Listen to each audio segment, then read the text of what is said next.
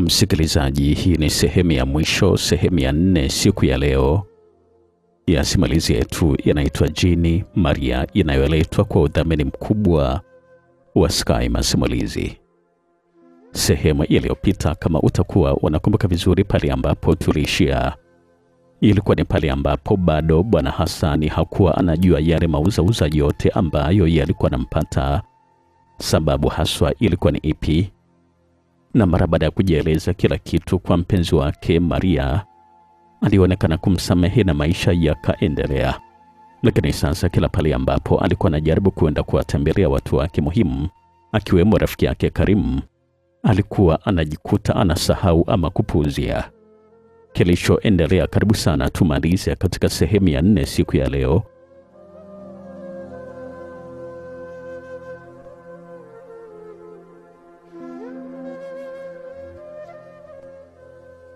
Siku zilikuwa zinaendelea kwenda mbele tu, msikilizaji, na mambo yalikuwa ni yale yale.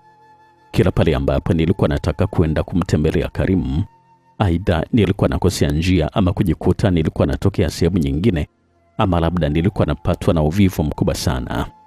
Sikujua kabisa hayo yote yalikuwa yanatokea kwa sababu gani, lakini kusema kweli kabisa hali hii ilianza kunipatia mashaka. Nilizungumza na Karim kwenye simu, naye akaahidi kunitembelea kazini kwangu siku atakapopata muda, na hilo halikuwa na shida hata kidogo. Nilimkaribisha kwa mikono yangu yote miwili. Huko nyumbani nako nilikuwa naendelea kuwasiliana nao tu, japo kwenda pia mwili wangu ulikuwa hautaki kabisa. Sikujua kabisa hata hiyo hali ilikuwa imetokana na kitu gani, lakini kusema kweli kabisa nilianza kukereka. Nilikuwa nakereka kwa sababu sikuwa napenda kabisa tabia ambayo ilikuwa imezaliwa katika mwili wangu. Siku ya wikendi ilipofika, kweli kabisa kaka Karimu alifika pale ofisini kwangu na kunikuta nilikuwa naendelea tu kufanya kazi za hapa na pale. Aliponiona tu alistuka na kuniuliza nilikuwa na shida gani. Kaka, mbona mimi niko sawa kabisa? Hapana dogo, hauko sawa kabisa, na unawazi kabisa kwamba una shida. Alikuwa anazungumza pale Karim, na mimi ilibidi kwanza nimalize kazi zote ambazo nilikuwa nafanya, ndipo nikae naye ili kusudi kumuuliza maana ya kile ambacho alikuwa amezungumza, kwa sababu kusema kweli kabisa mimi nilikuwa najiona niko sawa kabisa. Bona nafika tu hapa na kutazama usoni, naona uso wako kama uso wa paka, alafu ghafla uso huo unatoweka na kuwa uso wa binadamu. Una shida gani dogo? Alikuwa anauliza pale swali Karim. Kaka, mbona sasa kama unanitisha? Mimi niko sawa tu. Ni kweli kabisa hicho ambacho nakwambia dogo. Yaani hata safari yangu ya kuja kwenyewe hapa ni kwa sababu ya ndoto za ajabu ambazo nilikuwa naota kukuhusu wewe.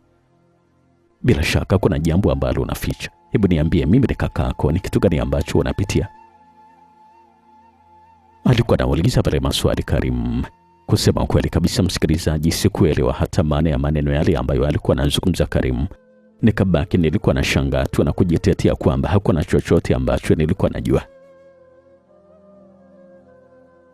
Hakuna mwanamke yoyote ambaye wanaishi naye nyumbani? Alikuwa anauliza pale swali Karim, na kusema kweli kabisa swali hilo lilinistua kidogo. Sikuwa nimedhania kabisa kama litakuja kinamna kama ile. Nikabaki nilikuwa nimetulia tu kwa aibu. Na kuuliza swali dogo kwamba hakuna mwanamke ambaye wanaishi naye nyumbani? Alikuwa anauliza pale swali Karim, na mimi nikamtazama usoni. Ni wazi kabisa kwamba alikuwa anahitaji nimpatie majibu. Ni kweli kabisa yupo kaka. Sasa je? Mimi nimeota kila kitu kwenye ndoto. Kila kitu nimeota Hasani. Nimeota unaishi na mwanamke, lakini mwanamke mwenyewe ana nguvu za kukushinda wewe, lakini sio nguvu za kumshinda Mwenyezi Mungu. Alikuwa anazungumza pale Karimu, na huku alikuwa anatazama angani kudhibitisha ukuu wa Mwenyezi Mungu. Kaka, mbona kama mimi nakuwa sielewi hicho ambacho anazungumza? Twende kwako kwanza. Alikuwa anazungumza pale Karimu, na hilo wala halikuwa ni ombi. Ilikuwa ni lazima nisimame na kisha tuongozane na Karimu mpaka nyumbani. Tayari yeye alikuwa ameshasimama na kutoka njia ya saluni, Ilibidi na mimi nifunge saluni na kisha nifuate kile ambacho alikuwa anazungumza. Mguu na njia mpaka nyumbani, japo kuna muda roho ilikuwa inaniambia kabisa kwamba nisiende. Ni kweli kabisa, tulifika nyumbani na huko nilikuta mlango ulikuwa umefungwa kwa nje. Moja kwa moja nikajua mpenzi wangu Mariamu hakuwepo muda huo. Nilishukuru sana Mungu kuona kwamba Mariamu hayupo, kwa sababu sikuwa nataka kaka amuone kabisa. Nikatoa funguo ya ziada na kisha kufungua mlango, tukazama ndani. Mungu ni mkubwa. Alikuwa anazungumza vile Karimu akisifu kubwa wa Mwenyezi Mungu, muumba wa vitu vyote ambavyo vinaonekana na hata vile visivyoonekana pia. Karibu sana nyumbani kaka. Nilikuwa nazungumza vile kumwelekezea Karimu, naye akabaki alikuwa anaangaza macho yake huko na kule. Harufu kali ya marashi ilikuwa imetamalaki mle ndani ya chumba. Dogo, humo ndani ni hatari kubwa sana kwako kuendelea kuishi. Ni hatari kubwa sana dogo, nakwambia kweli kabisa. Kaka, mbona kama unanitisha na sielewi kabisa hicho ambacho unamaanisha? Huyo mwanamke unaishi naye hapa sio mwanamke wa kawaida hata kidogo. Alikuwa anazungumza pale Karimu na kuzidi kunichachafya kabisa. Akatulia kidogo na kisha kuzungumza tena. Na hivi ambavyo nakwambia ni kwamba huyo mwanamke hayuko mbali na hapa Hasani. Yupo humo. Alikuwa anajua vizuri kabisa mimi nitakuja hapa, kwa hivyo akaamua kujificha. Alikuwa anazidi kuzungumza pale Karimu na kunifanya niogope zaidi. Kaka, tafadhali sana, hebu wewe ondoka zako bwana. Nenda kwanza katuliza kichwa chako nyumbani, halafu utakuja tena. Hapa naona kama unaniletea wenge tu, hakuna chochote ambacho nakuelewa. Nilikuwa namjibu vile Karimu na nikaona alikuwa anatabasamu mara moja na kisha alitoka mle ndani. Roho yangu ilikuwa imechafukwa vibaya sana kwa yale maneno ambayo Karimu alikuwa anazungumza. Sikujua kabisa hata ilikuwaje nikachafukwa namna kama ile ndani ya dakika chache tu. Lakini kusema kweli kabisa Karimu alikuwa ameniudhi. Alipoondoka tu mimi nikaingia chumbani kwangu, na huko nilikuta mkoba wa mpenzi wangu Mariamu ulikuwa kitandani, na kulikuwa na kioo fulani ambacho pembeni yake kilikuwa kimenakishiwa na matirio ya madini fulani ya kijani. Nilishtuka sana kuona kioo kile, kwa sababu nilikuwa sijawahi kabisa kukiona hata mara moja. Hata sijui akili ilitokea wapi. Nilikifuata na kisha kukinyanyua. Nilikitazama kwa nyuma na kisha kugeuza kwa mbele upande wa kuonyesha sura. Hapo nikapiga kelele kubwa sana mara baada kuonekana sura yangu kwenye kioo, maana ilikuwa inaonekana sura ya paka na sio sura ya binadamu. Nilitupa mara moja kile kioo kitandani, na huko nilikuwa napata uoga mkubwa sana. Sasa ubongo wangu ulikuwa ni mkavu kabisa, wenye uwezo wa kuchambua mambo kwa kina. Pale nikaanza kupekua mikoba pamoja na mabegi ya Mariamu. Nilivyokutana na vihuma, msikilizaji, ni vitu vya ajabu mno kama sio vya kutisha. Nilikuta kulikuwa na marashi ya gharama kabisa ambayo hata sikuwa najua yanatokea wapi. Lakini pia kulikuwa na pete nyingi za madini mbalimbali, na pete nyingine zilikuwa na alama za kutisha. Na hiyo ilikuwa natosha kusema kwamba mle ndani nilikuwa naishi na kitu na sio mtu. Lakini pia kulikuwa na mikufu, kulikuwa na bangili, kulikuwa na miwani na kila aina ya urembo ambavyo kiuhalisia mimi siwezi kabisa kununua kwa gharama yake. Na hata yeye Mariamu ambaye alikuwa ni mama wa nyumbani tu asingeweza kabisa kuvinunua vitu kama hivi. Sasa maonyo ya kaka Karimu pamoja na majirani zangu yakaanza kuniingia katika akili yangu. Nilianza kuliamini neno moja baada ya lingine kwamba Mariamu alikuwa ni kisanga kipya kabisa katika maisha yangu. Na tena ukute alikuwa ni mtu hatari sana, ambaye kama nitalemaa basi nitambulia kupotezwa kabisa. Pale nikatoka nje moja kwa moja na kuelekea kwenye mlango wa Angel, yule mpangaji mwenzangu ambaye huwa anapokea pesa za maji pamoja na umeme. Nilifika mlangoni kwake na kugonga mara moja na kisha nikasubiria majibu. Haukupita muda mrefu alifungua mlango, na huku alikuwa amejitanda kanga kuanzia kifuani na kuishia magotini. Mkononi alikuwa amekamata tonge, kumaanisha kwamba alikuwa anakula. Vipi tena Hasani, kuna tatizo au? Alikuwa anauliza pale swali Angel, na huku alikuwa anamalizia kutafuna sijui dagaa, kwa sababu alikuwa anakula muda huo. Safi tu Angel, niliitikia salamu na kisha kuendelea kuzungumza. Sasa mwanangu, naona mwanamke wangu ametoka hapa. Kama vipi, naomba utege mlangoni umuone kama atapita. Sasa hayo ndio mambo gani Hasani ya kuzungumza? Unaogopa kuingiza mwanamke wakati na mwanamke wako na hiki ni chumba chako ama? Hapana Angel, sio kama hivyo. Kile ambacho nahitaji mimi na wewe kumtazama tu, alafu nipatie sifa kama ni mzuri ama ni koroboi. Unataka kumwoa kabisa ama? Nataka kumwoa kabisa ili kusudi niwe napata urahisi wa kupikiwa. Lakini sasa ni mbona mara kibao tu huwa tunasikia kuna mwanamke analia kimahaba humo ndani mwako? Ina maana kwamba hakuwa na mwanamke ambaye unaishi naye kweli? Hawa kila siku bwana, huyu nataka kujitambulisha kabisa kwao. Wewe unakwenda mbali kufanya kitu gani? Hata mimi niko tayari kabisa kuolewa na wewe Hasani. Niko tayari. Alikuwa anazungumza pale Angel, na kiukweli Angel hakuwa na msichana mbaya. Alikuwa ni mrembo tu, na tena katika wapangaji wote waliokuwepo pale, yeye ndio alikuwa anaonekana kwamba alikuwa ametulia. Lakini sasa Angel, tatizo hapa ni kwamba mimi dini yangu nyingine na wewe ni dini yako nyingine pia. Lakini ni kweli kabisa Hasani, japo wewe huwa sioni kabisa kama huwa nakwenda hata huko msikitini kwenyewe. Wakati unahamia hapa kila siku asubuhi, jioni na usiku ulikuwa nakimbilia msikitini. Lakini siku hizi umekuwa kama mpagani tu, hauendi kabisa msikitini. Alikuwa anazungumza pale Angel kunielekezea mimi. Ukweli huo ulionekana kunichoma sana kupita maelezo, lakini nikajitia kama vile haujanichoma. Kwa sasa Angel, unanisaidia ama vipi? Nilikuwa namuuliza pale swali Angel. Sawa basi, usijali. Nitamtazama alafu nitakwambia kama ni mwanamke mzuri ama vipi. Alikuwa anazungumza pale Angel, tukacheka na kuachana. Yeye akaingia ndani kwake. Mimi nikarejea chumbani kwangu na kujilaza kidogo kitandani wakati namsubiria Mariamu aje. Na haikuchukua muda, usingizi mkali ukanibeba. Usingizi wa saa 9 za alasiri. Huu hata sijui kabisa ulikuwa umetokea wapi. Lakini ndoto za wazazi na ndoto za kuhusu kaka Karim hazikuniacha kabisa. Nilikuwa naota ndoto za namna kama hiyo. We dogo, nini tena hicho? Kupitia ndoto niliota Karimu alikuwa ananiuliza vile mimi, na mimi nikakumbuka kile kio ambacho nilijiona nilikuwa na sura kama paka.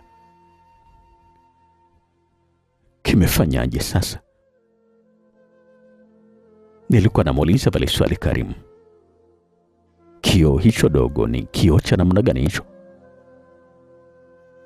Alikuwa anazungumza vile Karimu, na huku alikuwa anapotea machoni mwangu, na mara nikasikia kelele kali sana zinatoka nje.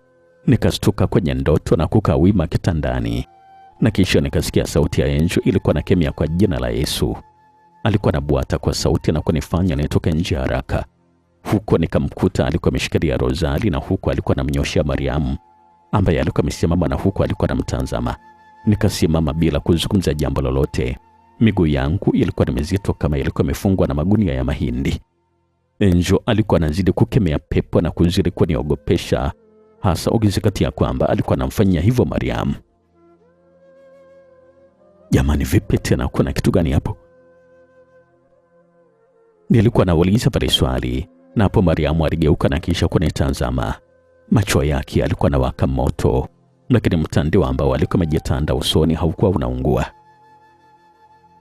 Umemtuma huyu aje kunipeleleza, si ndio?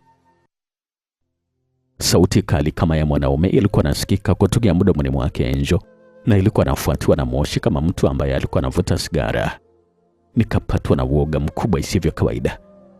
Angel alikuwa anazidi kukemea pepo, na ghafla Mariamu alinyosha kidole mara moja, na sauti ya Angel ilipotea pale pale. Kila pale ambapo alikuwa anajaribu kuzungumza hakuwa nasikika kabisa.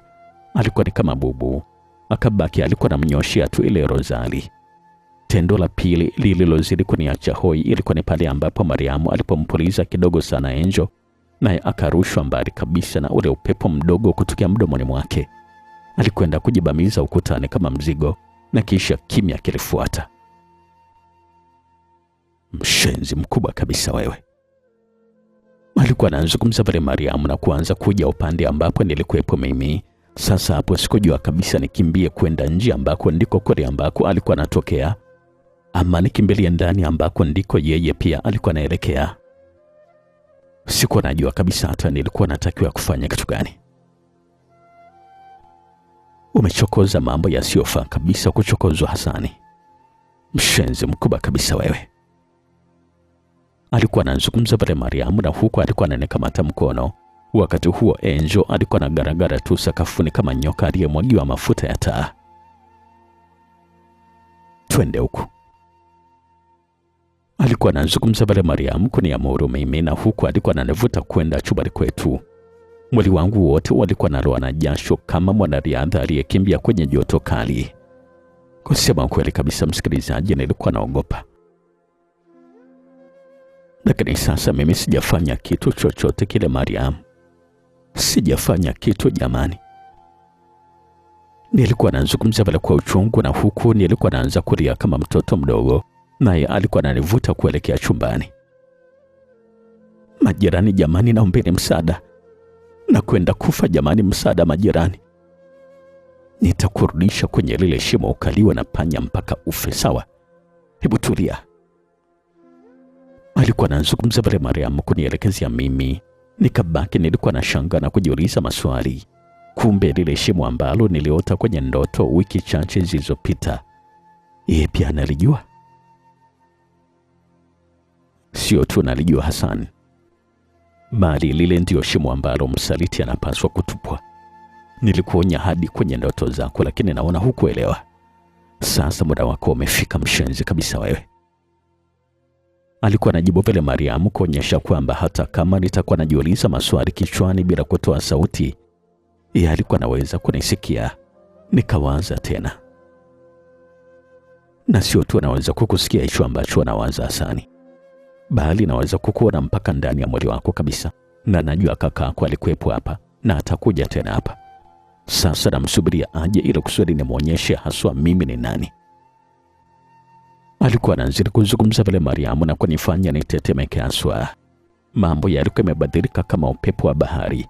Mariamu alikuwa anaonyesha makucha yake na hakuwa na masiara hata kidogo.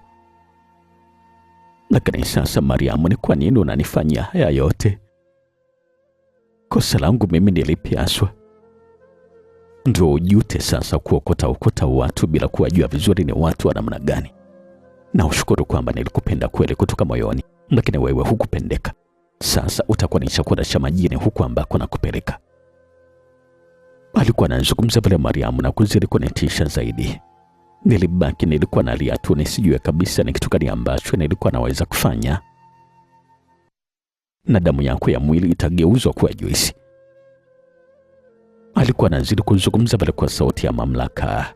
Nilibaki nilikuwa nalia tu, msikilizaji, maana cha kufanya sikuwa nacho. Sikuwa na ujanja tena. Tayari Mariamu alikuwa amekwisha onyesha yuko tayari kunidhuru. Njia pekee ambayo nilikuwa nategemea kwamba inaweza kuwa msaada kwangu ulikuwa ni ujio wa Karimu, ambaye na yeye sikuwa na uhakika kabisa kama kweli kabisa atawahi kuja. Sala na matumaini nikapeleka kwake pamoja na Mwenyezi Mungu. Tulipita sebuleni na kisha kuingia chumbani. Chumbani kulikuwa vile vile ambavyo nilikuwa nimekuacha. Kitanda kilikuwa kimetandikwa vizuri kwa sababu nilikuwa nimejilaza hapo kabla sijasikia kelele za Angel huko nje. Na wakati nakumbuka yoyote, nikaikumbuka pia ile ndoto ya kaka. Ndoto ambayo niliota kaka alikuwa anasisitiza kile kioo. Macho yangu yalitazama pale ambapo nilikuwa nimekiacha kioo. Nilikiona kipo bado. Moja kwa moja nikajua kinaweza kuwa msaada kwangu. Na punde pale pale nikaanza purukushani ili kusudi Mariamu asielewe kabisa kile ambacho nilikuwa nawaza. Nilikuwa nimepanga kumchanganya haraka, na yeye kweli kabisa aliniachia kwanza ili kusudi asome kile ambacho nilikuwa nawaza. Alikuwa hawezi kabisa kujua kitu ambacho nilikuwa nawaza nikiwa na vurugu ama bila kunitazama machoni. Kwa sasa aliponiachia mkono wangu, na mimi sikuchelewa, nikawahi kuchukua kile kioo na kukiweka kwenye mikono yangu. Nikaona alikuwa anashtuka ghafla. Ukipiga hatua yoyote ile, basi navunja kioo. Nilikuwa nazungumza pale kumwelekezea Mariamu, na nikaona alikuwa makini kweli kweli na kunitazama usoni. Nikajua kwamba alikuwa anasoma kile ambacho nilikuwa nawaza. Nasema kwamba nitakuua sasa hivi, mbwa kabisa wewe. Alikuwa anazungumza pale Mariam kunielekezea mimi. Nikanyanyua kile kioo juu tayari kwa ajili ya kukibamiza kwenye ukingo wa kitanda kwa ajili ya kukipasua. Hapo niliona alikuwa anakimbia kwa kasi na kunifikia tayari kwa ajili ya kunipora kioo, lakini mara akatupwa mbali. Ni kama alikuwa amepulizwa na upepo vile. Nikabaki nilikuwa na shanga. Ukinitisha tena kuniua na vunja kweli kioo. Nilikuwa nazungumza pale kumwelekezea Mariam na yeye alibaki kimya. Kimya kilitanda kwa sekunde chache na huko nilikuwa nawaza sasa nichukue hatua gani. Hasani, nipatie kioo changu na mimi nakuachia maisha yako tafadhali. Alikuwa anazungumza pale Mariam kwa sauti ya utulivu, lakini sikumwelewa hata kidogo, kwa sababu sasa nilikuwa nimejua kwamba huyu hakuwa ni binadamu wa kawaida, bali alikuwa ni jini. Sasa naweza vipi kumwamini jini nimpatie kioo ambacho naona wazi kabisa ndio msaada wangu uliobakia? Niambia kwanza, kioo kina kitu gani ndio anakupatia? Nilikuwa nazungumza pale kumwelekezea Mariam, nikaona alikuwa anatabasamu tu. Yaani bado hujaniongopea kijanja kama hivyo. Mimi sio mtoto. Niambie kioo kina kitu gani ndio nitakupatia. Nilikuwa nazungumza pale huku na mimi nilikuwa natabasamu kama yeye. Binadamu mnakuaga na ahadi hewa Hasani. Sisi siku zote tukiahidi basi watu wanatimiza. Alikuwa anazungumza pale Mariam. Hapana, siwezi kuwa mjinga kama hivyo. Unanishukulia vipi kwanza? Hapana, wewe sio mjinga Hasani. Haya, zungumza sasa, hiki kioo kina kitu gani? Kinaitwa kioo cha utashi Hasani. Napohitaji kuelekea nyumbani, hicho ndicho kinachonisafirisha na kunipeleka nyumbani. Kukusafirisha tu basi ama kuna kitu kingine? Na mbona umepaishwa mbali kabisa walipotaka kunipora kioo? Ni kwa sababu nimetaka kukichukua kwa nguvu kutokea kwako. Hicho kioo kina nguvu kubwa sana Hasani. Wewe huwezi kabisa kuzimudu. Kwa naomba nimpatie kioo changu. Alikuwa anazungumza pale Mariam kunielekezea mimi. Kwa sasa unataka nikupatie kioo ambacho nimeona kabisa kwamba kinanisaidia kujiokoa, si ndio? Nilikuwa namuuliza pale swali Mariam. Wakati nazungumza hayo yote nilikuwa natafuta ujasiri wa kujitoa katika eneo hilo, na tayari nilikuwa nimepata mwanga wa kuchomoka mara baada ya kugundua kwamba Mariam alikuwa hana uwezo wowote bila kile kioo. Nikasahau kabisa kwamba yule alikuwa ni jini. Sogea hapo mlangoni, nataka nipite. Unataka kupita kuelekea wapi Hasani? Sikiliza Mariam. Wewe huna kabisa mamlaka kuhusu mimi. Nikikwambia jambo wewe unatakiwa kulifuata bila shuruti na sio kuniuliza kama bwege hivyo. Nilikuwa nazungumza bado kwa ujasiri mkubwa kumwelekezea Mariam, hata nisijue madhara yake yatakuwa ni yapi. Kwa sasa Hasani, unajiona umeota mapembe mara baada ya kukamata hicho kioo, si ndio? Basi sawa, tutaona mwisho wake utakuwaje. Hebu naomba nipishe bwana, mbona usikii? Nilikuwa nazungumza pale kumwelekezea Mariam, japo ni kweli kabisa alikuwa amesimama pembeni, lakini bado nilikuwa nataka kumwonyesha yeye sio lolote na sio chochote pia. Nikapita mbele yake na kutoka mbele chumbani, na huku mkononi nilikuwa nimeshikilia kile kioo. Wazo la kutoka nje ndilo ambalo lilikuwa limekaa kichwani mwangu. Sikuwa na wazo lingine lolote lile. Ni kweli kabisa nilifunga mlango tayari kwa ajili ya kutoka nje, lakini sasa nilipotoka tu mbele yangu nilikutana na Mariam. Nikabaki nilikuwa najiuliza alikuwa ametoka vipi wakati nilikuwa nimemwacha chumbani. Kabla hata sijamaliza kujiuliza maswali kama hayo, Mariam akaanza kunisogelea kwa kasi ya ajabu kama mtu mwenye dhamira ya kunidhuru. Nikarejea nyuma haraka kwa uoga, nikagota mlangoni. Nilichofanya ilikuwa ni kumnyoshia kile kioo usoni. Ndipo hapo alipopunguza kasi ya kunisogelea, na kwa kuwa nilikuwa sihitaji kurejea tena ndani, nilichomoka na kumpita pale pale ambapo alikuwa amesimama. Kioo kilikuwa mkononi. Akili ilikuwa imeshavurugika. Nikawa sasa nakimbia, lakini ghafla Mariam alitokea tena mbele yangu. Safari hii sikupata nafasi yoyote. Akanikaribia kwa kasi na kisha bila kutegemea akauchoma kwa sindano ndogo mkono wangu ambao ulikuwa umekamata kioo. Kwa muwasho ambao nilikuwa nimepata, nikajikuta nilikuwa naachia kile kioo na yeye akakiwahi kukidaka kabla akijatua chini. Sasa kioo kilikuwa katika himaya yake. Sasa ndio utanieleza vizuri Hasani. Alikuwa anazungumza vile Mariam. Sio ukiwa rahisi kama hivyo. Sauti nyingine ilisikika kutokea nyuma yangu. Huyo alikuwa ni Karimu akiwa na watu wengine wawili. Jumla sasa walikuwa ni watatu. Watu wale wengine nilikuwa nawajua vizuri kabisa kwa sababu wakati naishi na kaka Karimu nilikuwa nakutana nao mara kwa mara msikitini. Mmoja alikuwa ni imamu wa msikiti wa ule mtaa ambao kaka alikuwa naishi, na mwingine alikuwa na ustadhi. Kwa sasa alikuwepo kaka Karimu, ustadhi Salim pamoja na imamu Ali. Ahueni sasa ikarejea katika moyo wangu, na nilikuwa nakusubiria sana kijana. Alikuwa anazungumza vile Mariam kwa tambo, na huku alikuwa ananipatia mgongo. Basi na mimi nimefika Shumi.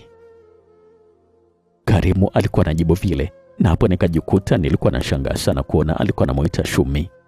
Na hata Mariamu akarejea nyuma kidogo mara baada ya kusikia alikuwa anaitwa jina kama hilo. Naona sasa umestuka Unafikiria kwamba tulikuwa hatujui tunakuja kupambana na nani?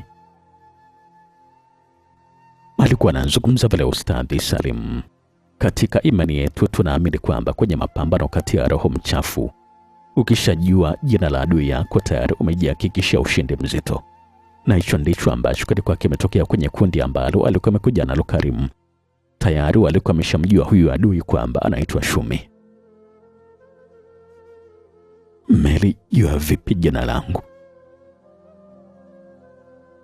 Mariamu ambaye sasa ndiyo Shumi alikuwa anauliza vile swali. Tumekusoma Shumi.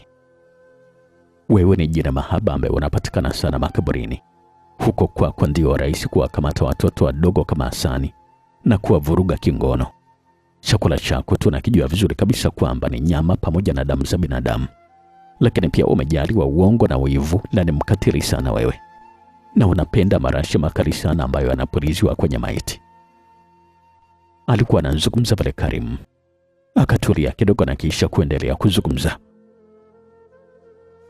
Nilipoingia ndani kwa dogo Hasani nikajua moja kwa moja kwamba ni wewe ndiye ambaye unamlaghai na kumtia uvivu asiende hata kuwasalimia wazazi wake. Basi hongereni sana kwa kunijua.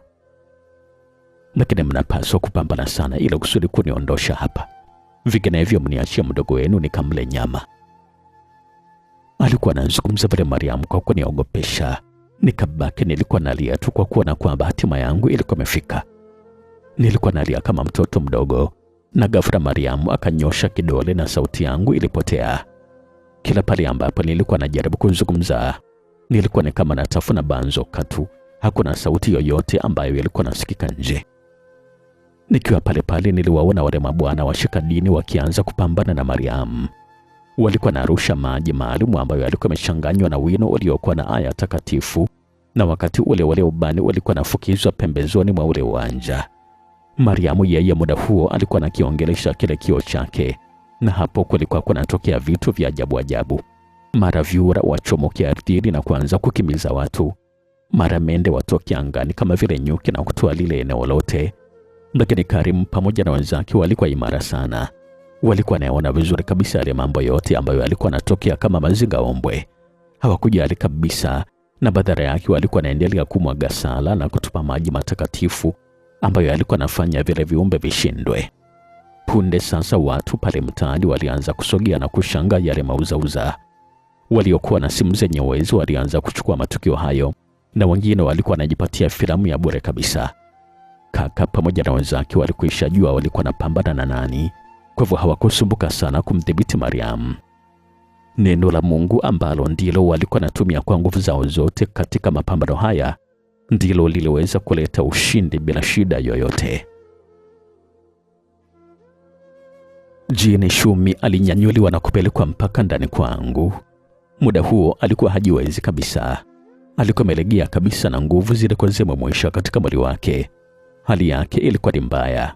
Alikuwa ni kama mtu ambaye alikuwa hajala wiki moja nzima. Mimi nilikuwa nyuma tu bila sauti. Nilishuhudia Mariamu alikuwa anaingizwa ndani na mimi nikagwaya hata kuingia ndani. Ni Karimu ndio ambaye alisema kwamba niingie ndani ili kusudi niponywe na kurejea katika hali yangu.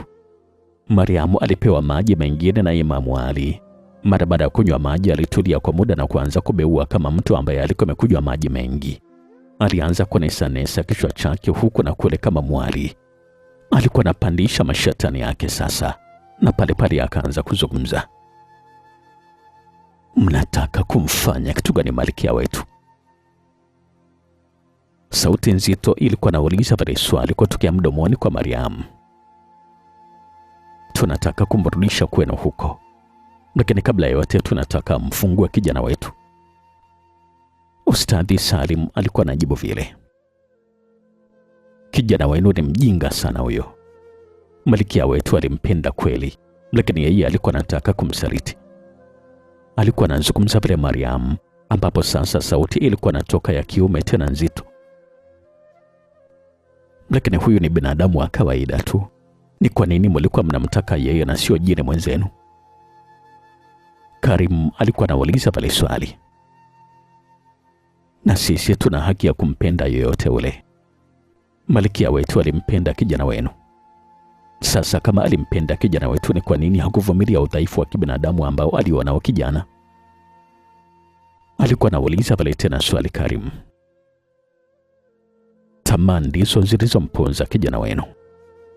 Hata kama atakuja kuwa ataponzwa na tamaa zake, tuacheni tumle nyama sisi, kwa sababu kawakera majini wote huku. Lilikuwa linajibu vile hilo Dubwasha kupitia Mariamu. Basi mnapaswa kuchagua moja kati ya kijana wetu ama malkia wenu. Sisi tubaki na malkia wenu na kisha tuwapatie Hasani.